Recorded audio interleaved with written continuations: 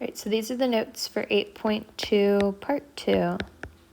Don't forget the notes are due at the end of class, so make sure you get them turned in by the end of the class period. So today we're going to be finding the sum of a finite arithmetic sequence. Finite just means that it has an ending, so that our sequence ends. So it'll be like from this number to this number. And remember, arithmetic sequence or arithmetic series, when we're asking for the sum, means that we add or subtract to get from one number to the next. So for the sum of a finite arithmetic series, we use this formula here. So the sum of the n terms, however many terms it asks for, is equal to n, which is the number of terms. So it's the amount of terms that we have there. So it'll ask for the sum of like the first 10 terms. That would mean n would be 10. A sub 1, so A with the little subscript of 1 is the first term. A sub n is the last term. And then divided by 2.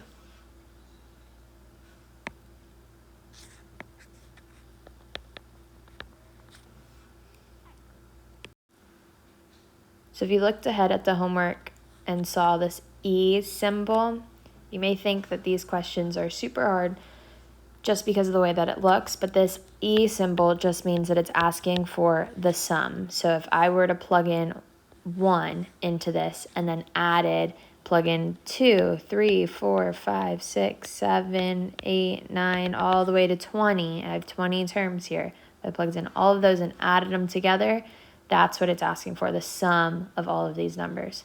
So the E is just a symbol, but we're just using the formula from the last slide. So our formula is S sub n, so it's asking for the sum, so we're using the formula with the S, which is our sum formula. S sub n is equal to n times a sub 1 plus a sub n over 2. So we want to figure out what n is. We want to figure out what a sub 1 is and what a sub n is. So first we have n. N is the number of terms. So if we're going from 1 to 20, that means that we have 20 terms here. So it's usually going to be the number at the top unless this number at the bottom changes. But I'm almost positive that all of the ones from the homework are from 1 to a certain number. So n is 20. Next, we need to find out what a sub 1 is, our first term. So we take the first number we have down here, we're going to plug it into the I in our equation. So we have 3 times 1 plus 7. So this would be 3 plus 7, which is 10. So our first term is 10. And then to find a sub n, our last term, we take the last number up top and plug it into the I. So this would be 3 times 20 plus 7. So 3 times 20 would be 60, and 60 plus 7 is 67. So a sub n is 67.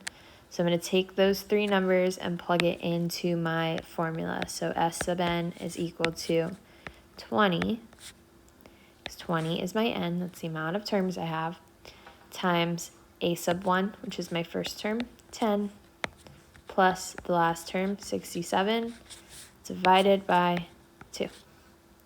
Then we just gotta multiply all of this together. You can put it in your calculator, just be careful with how you put it in the calculator. I would add on top first, so this would be 77. And then you can do 77 divided by 2 and times that by 20, so you should get 770. So the sum of our 20 terms is 770.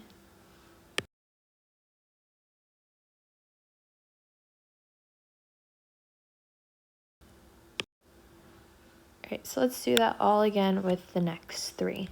So I'm going to write our formula up at the top. We have S sub n is equal to n times a sub 1 plus a sub n over 2.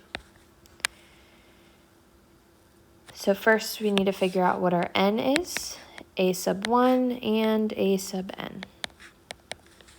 So n is the number of terms. So I'm plugging in 10 terms here. I'm plugging in the numbers 1 through 10 and adding them all up together. So n is 10. Next, a sub 1. I take the first number here and plug it into the I in our equation. So this would be 9 times 1, which is 9. Then for a sub n, I take the last number and plug it into the I. So this would be 9 times 10, which is 90. So we're going to plug all of that into our equation here. So S sub n is equal to 10 times a sub 1, which is 9, plus a sub n, which is 90, over 2. So if you put this in your calculator, just be careful with the order that you put it in the calculator. I'm going to add the top first, so make this 99. Then you could do 99 divided by 2, and then times 10. So you should get your sum is equal to 495. All right, let's do it all again for number 8. We're doing the same thing. We need to find our n, a sub 1, and a sub n. So n is the amount of terms that we have. So I'm starting with 1 and going all the way to 12. So that gives me 12 terms. So n is 12. A sub 1 we take by plugging in 1 into the k here. Now it doesn't matter. The last equation used I. This one uses k. It's just a variable. Sometimes you'll see n. Sometimes you'll see, like this one has n. Sometimes you'll see a j. The variable doesn't matter. So you're just taking the number here and plugging it into the variable in your equation. So this would be 7 times 1 plus 2. So 7 plus 2 is 9. Then we're going to take 12 and plug it into the k. So 12 times 7 would be 84. Let's write that down. We have 7 times 12 plus 2. So 84 plus 2 would be 86. So now we're going to plug all of that into our formula. So S sub n is equal to n, which is 12, times a sub 1, our first term, plus the last term, divided by 2. So I'm going to add the numerator of my fraction there. 9 plus 86 is 95. In your calculator, you can do 95 divided by 2, and then times 12. You should get the sum is 570. All right, so we're going to do it all again for number 9. We need to find our n, a sub 1. Let's start with our first term, a sub 1, and a sub n. So n is the number of terms we have. We're plugging in numbers from 1 to 20, so n would be 20. A sub 1 we get when we take our first number and plug it in. Our first term would be 1. So I have negative 4 times 1 plus 6. So this would be negative 4 plus 6, which is 2.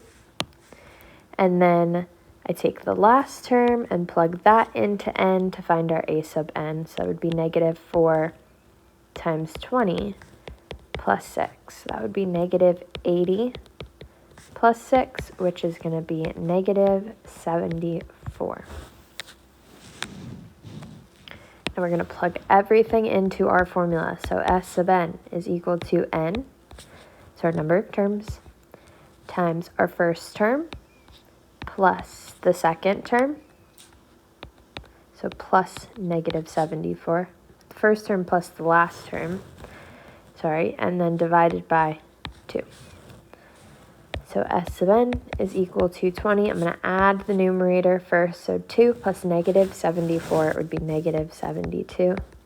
Divided by 2, we can put this all into our calculator. So this would be S sub n is equal to negative 720. All right, that's it for the notes today. Don't forget to turn in the notes by the end of class.